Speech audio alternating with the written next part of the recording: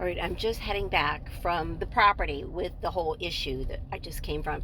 So this is one of the things that I was talking about is we do things as real estate agents, the experienced real estate agents, um, that the home sellers and oftentimes buyers don't really understand what's happening because we do it to make their life better, to enhance their life, to make their transaction less stressful, trouble free.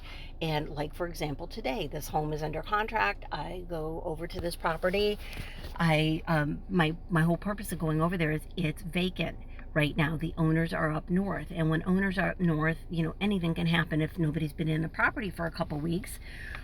We also deal with owners that have moved on to meet their maker, and so we are the only people responsible to get these homes ready to make them have a more successful home inspection.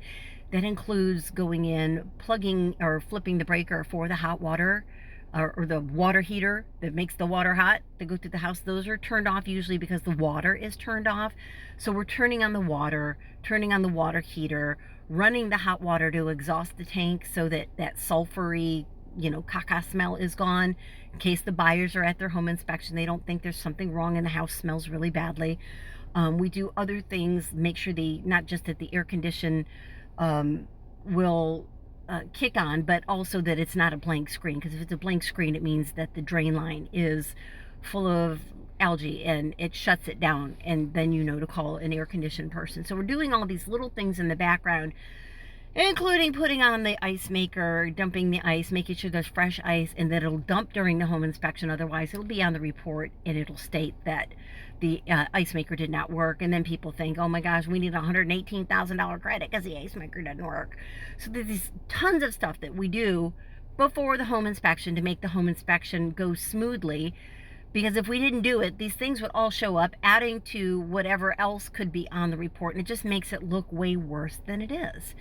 So on top of all of these things that I did today, and trip a GFCI breaker because we had a heck of a lightning storm.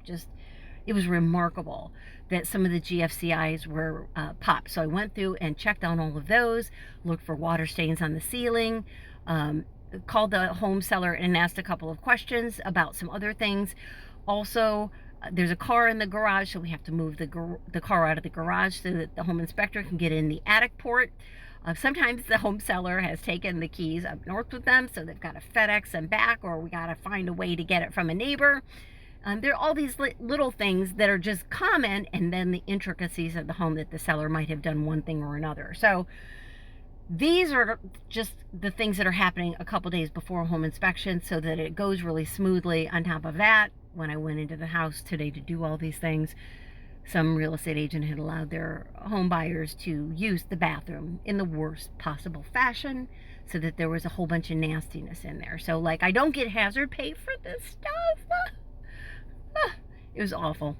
At any rate, there are things we do for our sellers because we love them and we want them to have successes, and that's just a brief snapshot of how it all goes down.